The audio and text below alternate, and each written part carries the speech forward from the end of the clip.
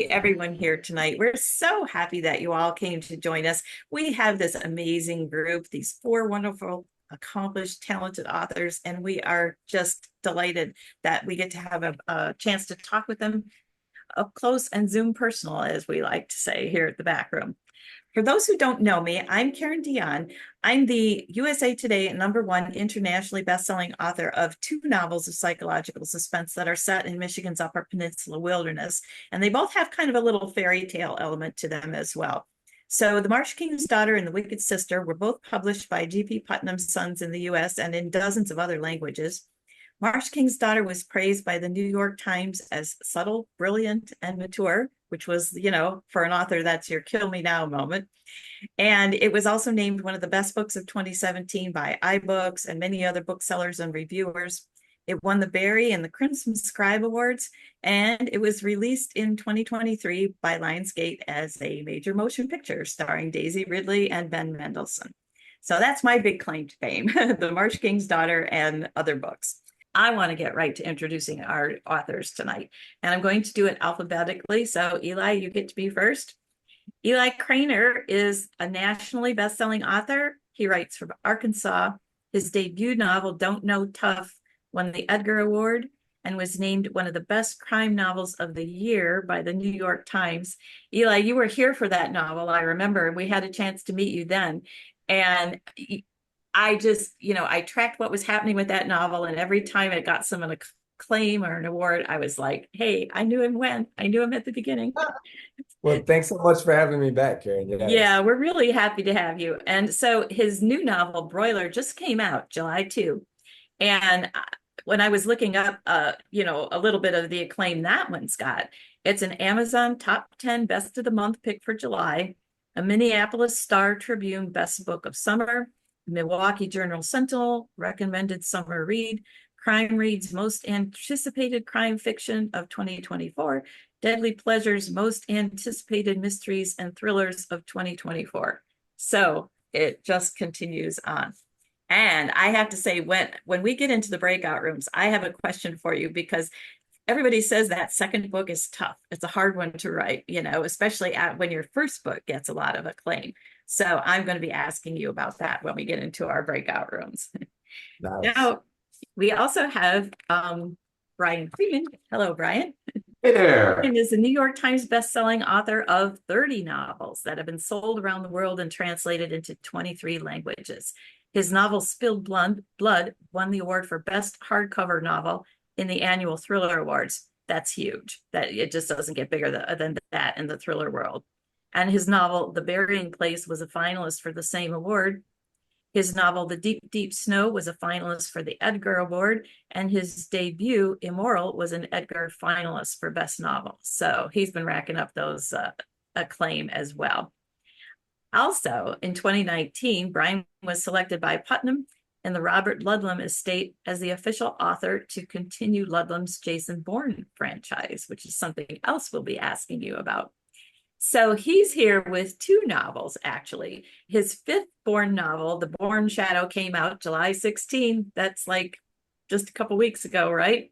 Yes, indeed. And his standalone novel, Break Every Rule, will be released September 10th. So we'll be talking, there you go. We'll be talking about both of those when we chat with Brian in the breakout room. Vera, hi Vera, is an Edgar-nominated writer and scientist based in Washington, D.C. And yes, Edgar nominated, that's huge. Her books include Never Saw Me Coming and A Step Past Darkness, which is her new one now. There it is. Yay. The best I can do. Vera has a degree in social psychology, specializing in intergroup relations, political ideology, and quantitative methods. I'm thinking that's super useful for your writing and your characters. I'm jealous. Vera has studied fiction at Bredlow, Swanee, VONA, and attended juried workshops at Lit Camp, Colgate, Juniper, and the Marlborough Summer Writing Intensive. She's been nominated for a Pushcart Prize and was a semifinalist for the Mark Twain Royal Nonsuch Humor Writing Contest. Humor, that interests me. And again, that's something I'm going to be asking you about in the breakout room. So A Step Past Darkness just came out February 20 to much acclaim as well. So super happy to have you here tonight, Vera. Thank you. Last but not least, Tom Straw. Hello, Tom. Hello, I am the last straw. Yes, all right. Oh, gosh. Had to say it. Sorry. Good night. Tip your waiters. All right. We just might mute you and pull your plug if it's going to go Okay, on tonight. that's fine. It wouldn't be the first time. Okay.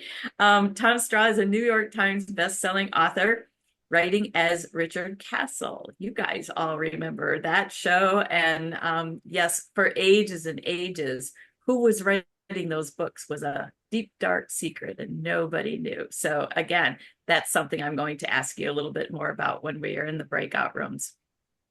He's also, he's a former MWA National Board member.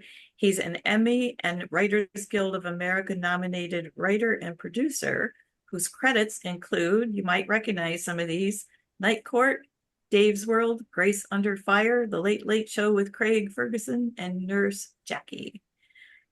He's a former member of the National, yes, I said that, lives in Connecticut, where his home is his castle. That was, There we go. yeah, you wrote that. Now you can pull the plug. Yeah. Okay. And so his new novel, The Accidental Joe, it came out May 14, there it is, and it's got all those cooking utensils because he says he's finally figured out how to combine his love of food with spy thrillers.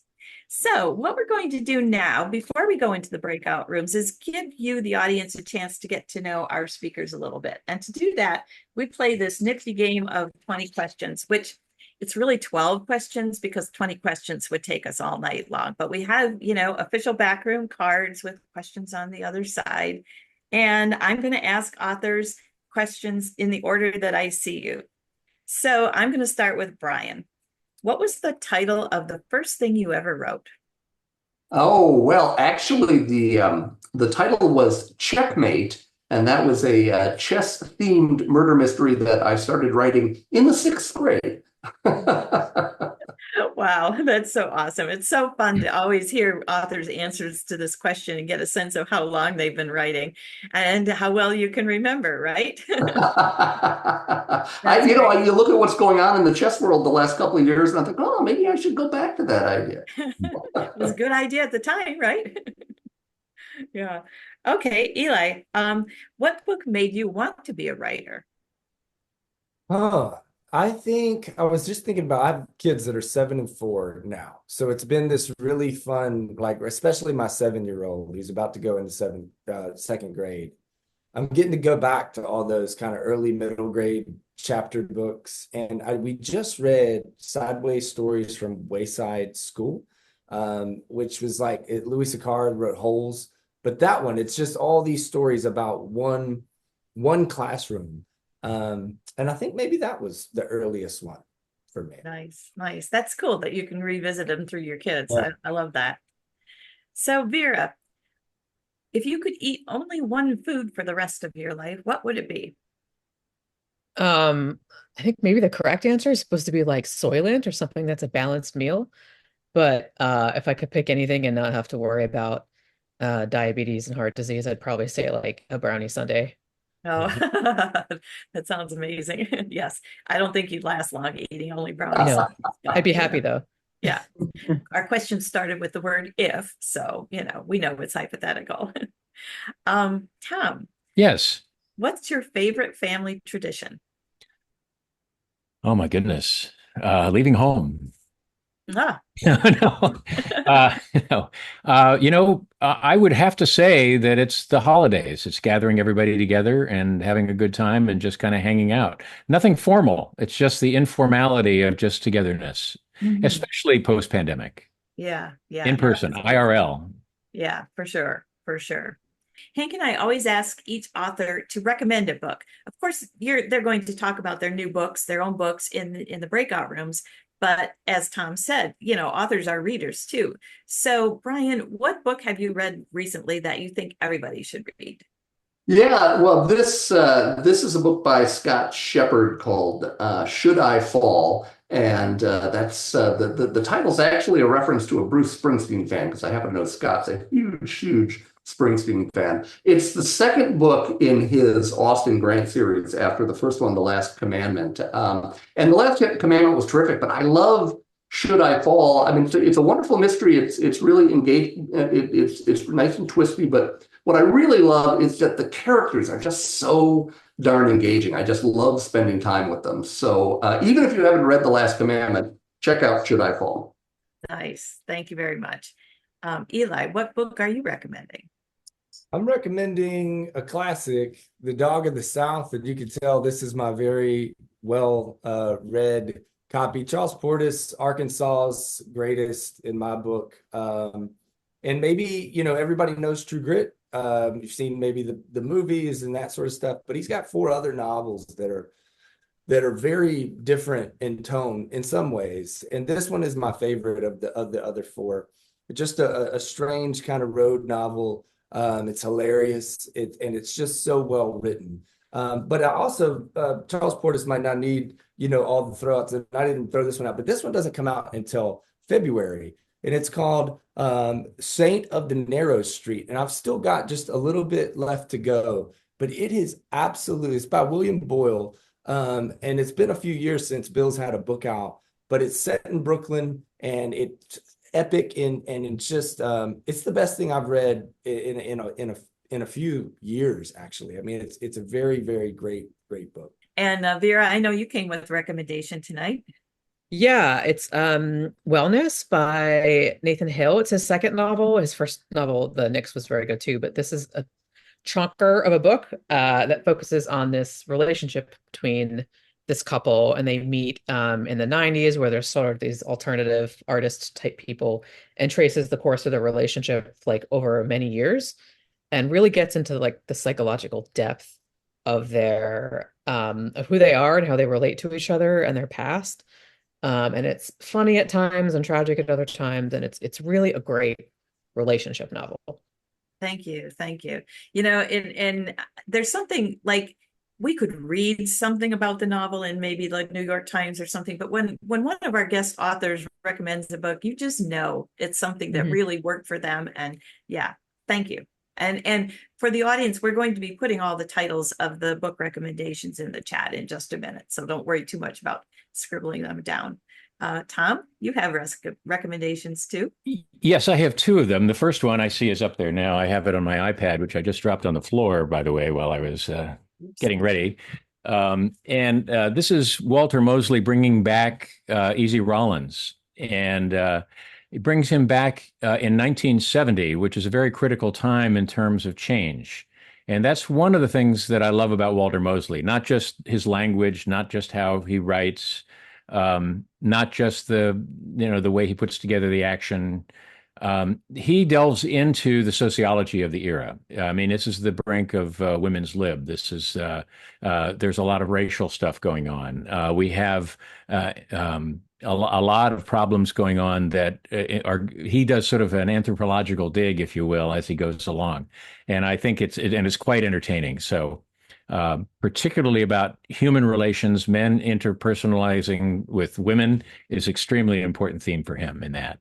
And I have another real quick. Go for it. I know we're short on time here. This is not the actual cover. This is the advanced reader copy I had. I read this a little while ago. It's by Linwood Barclay, and it's called "I Will Ruin You." And what intrigued me about this book is that the opening is there's an English teacher teaching The Road by Cormac McCarthy to his high school class. And he looks out the window and he sees one of the students crossing the campus wearing an explosive vest. And he runs out to try to intercept the student before he gets into school.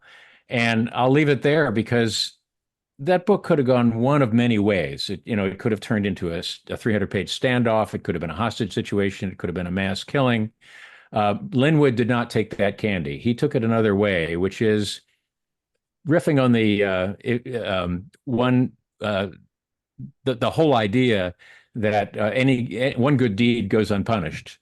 And so what happens is this guy does avert the disaster, but it triggers people wanting to ruin his life because all sorts of rumors and things come out in the small town.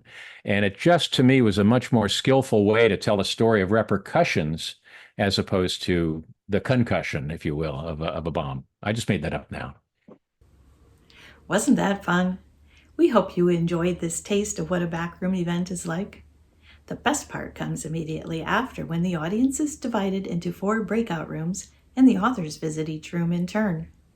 We'd love to show you what a breakout session is like, because these relaxed face-to-face conversations between authors and readers are the hallmark of our backroom events.